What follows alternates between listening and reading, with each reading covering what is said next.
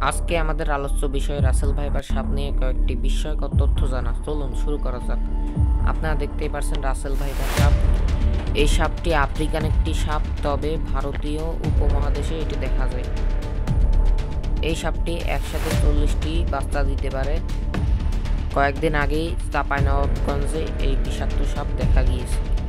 এতদিনে বাংলাদেশে পাওয়া যাওয়া সবচেয়ে বিষাক্ত সাপদের চেয়েও এটি আরও বিষাক্ত।